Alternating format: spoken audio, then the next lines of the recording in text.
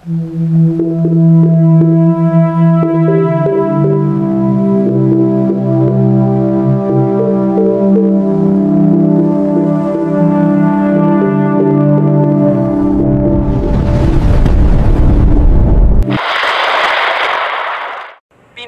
ulat panahon, ika-20 ng Setyembre taong 2025. Magandang araw po sa inyong lahat. Narito ang pinakahuling impormasyon tungkol sa mga bagyong minomonitor natin. Bagyong Nando. Sa kasalukuyan, ang bagyong Nando, na may lokal na pangalan na Nando, ay isa ng ganap na severe tropical storm. Taglay nito ang lakas ng hanging umaabot sa 95 kilometers per hour at may pagbugso na 115 kilometers per hour. Kumikilos ito pakanluran sa bilis na 10 kilometers per hour at huling namataan sa layong 840 kilometro silangan ng gitnang Luzon. Pinapayuhan ng ating mga kababayan na maging alerto sa paglapit ng bagyong Nando dahil posibleng itong maging super typhoon paglapit sa hilagang Luzon. Kung ito ay nasa super typhoon category, asahan ang pagtataas ng wind signal number 5, ang pinakamataas na wind signal. Manatiling updated sa mga bagong ulat panahon. Sa ngayon, wala pa tayong wind signal, ngunit sa mga susunod na oras, posibleng magtaas na tayo ng wind signal sa mga lugar ng Cagayan Valley at Isabela dahil apektado na ito ng hangin ng bagyong Nando. Bagyong Mirasol. Samantala, ang minomonitor nating bagyong Mirasol ay huling namataan sa layong 750 kilometro kanluran hilagang kanluran ng Itbayat, Batanes. Taglay nito ang lakas ng hanging umaabot sa 65 kilometers per hour at may pagbugso na 110 kilometers per hour. Kumikilos ito pahilagang kanluran sa bilis na 15 kilometers per hour. Wala naman itong direktang epekto sa ating bansa dahil malayo na ito at nasa labas ng Philippine Area of Responsibility. Hanging habagat. Bukod sa bagyong Nando, mayroon pa rin tayong hanging habagat na patuloy na umiiral sa kanlurang bahagi ng ating bansa. Sa paglapit ng bagyong Nando, lalo nitong palalakasan ng hanging habagat na magdudulot ng mga pag-ulan at maulap na panahon, lalo na sa kanlurang bahagi ng bansa. Kaya, maging handa tayo sa mga biglaang buhos ng malalakas na pag-ulan dulot ng hanging habagat at bagyong Nando. Base sa bagong latest track ng Pag-asa, pagsapit ng umaga, posibleng nasa typhoon category na ito, kung saan inaasahan natin ang sustained wind na 120 km per hour. Pagsapit ng linggo, mas lalapit ito sa silangan ng Cagayan Valley, at posibleng nakataas na ang mga wind signal sa silangang bahagi ng Cagayan Valley at Isabela dahil sa hagip na nito ang nasabing lugar. Pagsapit ng Lunes, posibleng maging super typhoon category na inaasahan natin ang sustained wind na 185 km per hour kapag ito ay ganap na super typhoon category. Asahan ang pagkasira ng mga puno at mga kabahayan dahil sa malakas na hangin na maihahalin tulad natin sa sasakyang may bilis na 185 km per hour at bumangga sa ating kabahayan at dumaan sa puno. Posible ring makaranas ng malalakas na pag-ulan na hindi bababa sa 200 mm sa hilagang Luzon, Babuyan Group of Islands, at Batanes dahil sa lawak ng sakop nitong bagyong Nando. Asahan na ang buong Luzon ay apektado ng tinaguriang super typhoon. Kaya po, ang ating mga kababayan sa Luzon, Visayas, at Mindanao, maghanda na po tayo sa maulang panahon at mga pagbugso-bagsong hangin dulot ng bagyong Nando. Lagay ng panahon sa karagatan. Sa kasalukuyan, wala pa tayong nakataas na gale warning. Ngunit makikita na natin ang taas ng pag-alon sa silangang bahagi ng Luzon kung saan mayroon tayong minomonitor na bagyong Nando. Inaasahan pa rin natin ang bahagyang pagtaas ng alon sa silangang bahagi ng Luzon at Visayas, kung saan posibleng magtaas tayo ng gale warning sa araw ng linggo dahil sa paglapit ng bagyong Nando. Asahan ang storm surge sa baybayin ng ating karagatan. Samantala, sa kanlurang bahagi ng ating bansa, light to moderate ang magiging lagay ng panahon, kung saan malaya pa ring makapaglalayag ang mga kababayan nating mangingisda. Kaya, lubos po nating pinaghahanda ang ating mga kababayan na mangingisda sa pagtaas ng alon, lalo na sa silangang bahagi ng ating bansa, na kapansin-pansin na ang kulay pulang bilog na nangangahulugan ng sobrang taas ng alon sa karagatan na sakop ng bagyong Nando. Kaya, manatili po tayong updated sa mga bagong ulat panahon dahil anumang oras ay posibleng manalasa ang bagyong Nando kung ito ay bibilis sa pagkilos na posibleng tumbukin agad nito ang hilagang Luzon. Lagay ng panahon sa iba't ibang rehiyon. Asahan ng maulap na papawirin at mga pagbugso-bagsong hangin sa silangang bahagi ng Luzon sa mga lugar ng Cagayan Valley, Isabela, Aurora, Quirino, Bicol Region, Calabarzon, Occidental Mindoro, Oriental Mindoro, at Palawan. Ito ay dahil sa paghila ng bagyong Nando sa hanging habagat na magdudulot ng maulap na papawirin at mga pag-ulan sa mga nasabing lugar. Sa kanlurang bahagi ng Luzon, asahan natin ang maulap na papawirin at mga kalat-kalat na pag-ulan dahil sa trap ng bagyong Nando sa mga lugar ng Ilocos Region, Apayao, Batanes, Babuyan Group of Islands, Abra, Kalinga, Mountain Province, Ifugao, Benguet, La Union, Pangasinan, Zambales, Bataan, Tarlac, Pampanga, Cavite, Laguna, Batangas, at Metro Manila. Ito ay dahil sa epekto ng hanging habagat na hinihila ng bagyo. Kaya, maging handa sa malalakas na pag-ulan na posibleng magdulot ng pagbaha at pagguho ng lupa sa ating mga kababayan na nasa mga mabababang lugar. Visayas. Para sa magiging lagay ng panahon sa Visayas, asahan natin ngayong araw ang maulap na papawirin sa buong Visayas na may pagbugso-bagsong hangin, lalo na sa kanlurang bahagi ng Visayas, sa mga lugar ng Antique, Aklan, Capiz, Iloilo, Guimaras, Negros Occidental, Negros Oriental, Cebu, Bohol, at Siquijor dahil sa paghila ng bagyong Nando sa hanging habagat. Kaya, nararanasan natin ang mga pag-ulan na kung minsan ay tumatagal ng 1 o 2 oras o kung minsan ay tuloy-tuloy na pag-ulan. Kaya, maghanda po sa maulang panahon. Inaasahan din natin ang maulang panahon sa silangang bahagi ng Visayas dahil sa trap ng bagyong Nando sa mga lugar ng Northern Samar, Eastern Samar, Biliran, at Leyte. Mindanao. Para naman sa magiging lagay ng panahon sa Mindanao, asahan natin ang mga maulap na kalangitan na may mga biglaang buhos ng pag-ulan sa halos buong Mindanao. Kaya, maging alerto lang po tayo dahil sa paghila ng bagyong Nando na siyang nakakaapekto naman sa ating bansa. Lubos din nating pinaghahanda ang lugar ng Tawi-Tawi, Sulu, Basilan, Zamboanga Peninsula, ARMM, Socsargen, Davao Region, Caraga Region, at Northern Mindanao dahil sa mga biglaang buhos ng malalakas na pag-ulan. Dahil sa paghila ng bagyong Nando sa hanging habagat, inaasahan natin ngayong araw ang maulang panahon at maulap na papawirin sa mga kababayan natin sa Palawan. Kaya, maging alerto sa pagbaha at pagguho ng lupa. Iyan ang pinakahuling update sa mga bagyong minomonitor natin sa loob at labas ng Philippine Area of Responsibility. Para sa mga karagdagang impormasyon, pakinggan po natin ang ating kasamahan para sa mga karagdagang mahalagang impormasyon sa panahon sa ating bansa at mga paghahanda. Ingat po tayong lahat. Si Bagyong Nando ay nag-intensify pa into a severe tropical storm at huli itong namataan sa layong 840 kilometers silangan ng Central Luzon. Taglay na nito ngayon yung lakas ng hangin na 95 kilometers per hour malapit sa sentro at bugso ng hangin na umaabot sa 115 kilometers per hour. Ito po'y kumikilos pakanluran sa bilis na 10 kilometers per hour.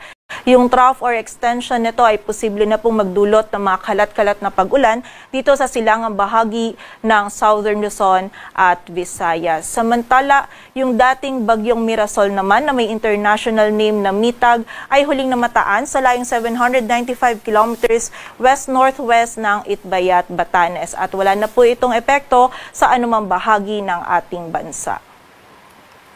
At ayon nga dito sa ating latest forecast track analysis ni Bagyong Nando, generally ito ay kikilos pa northwestward, then west-northwestward patungo dito sa area ng extreme northern Luzon. Simula po sa linggo ay magiging mas malapit na ito dito sa ating bansa and ina-expect nga po natin na ito ay maglalandfall or lalapit dito sa area ng Batanes, Babuyan Islands. Possible po yan by Monday afternoon or evening. And may kita din po natin habang binabaybay ni Bagyong Nando yung karagatan ay patuloy po itong mag-i-intensify pa kung saan posible po itong mag-intensify pa into a typhoon category and by Monday naman ay posible po itong mag-intensify pa into a super typhoon bago ito lumapit or maglandfall dito sa area ng extreme northern Luzon. And mapapansin din po natin itong area natin under yellow circle na malawak po yung sakop nito ni Bagyong Nando. So ito po yung mga malalakas na hangin na dala ni Bagyong Nando. So expect po natin kahit may kita natin dito sa ating center track na ang dadaanan po ng sentro nito is yung area ng extreme northern Luzon.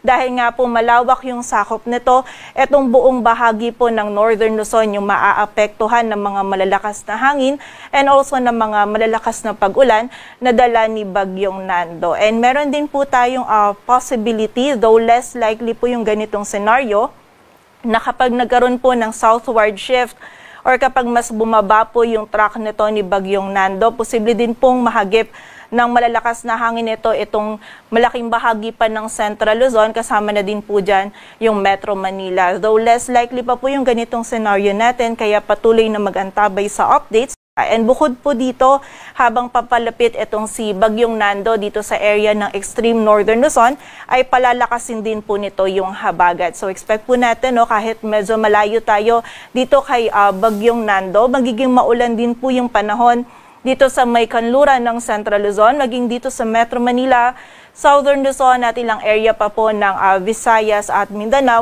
dulot naman po ito ng habagat. Kaya expect po natin malaking bahagi ng ating bansa makakaranas po ng maulan na panahon by early next week, dulot nito ni Bagyong Nando and also ng habagat. And dito rin po sa area ng Northern Luzon at ilang area ng Central Luzon, kasama na din po sa mga malalakas na pag-ulan yung mapaminsalang hangin na dala ni Bagyong Nando. Kaya muli po, patuloy na magantabay sa updates.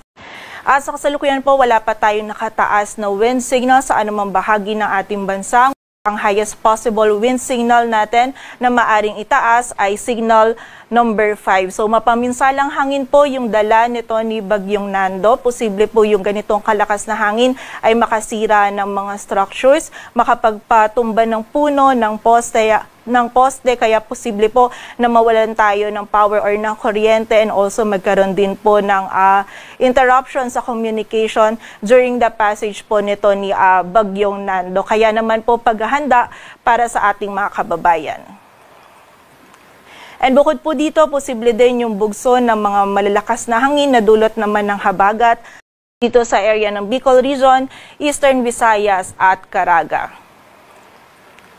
Samantala, wala pa po tayo nakataas na gale warning at katamtaman hanggang sa maalon po yung ating karagatan na mararanasan dito sa eastern seaboards ng Batanes, Cagayan, kasama rin Babuyan Islands, maging sa Isabela at sa area din ng Catanduanes. Sa ngayon din po, wala pa tayo nakataas na storm surge warning.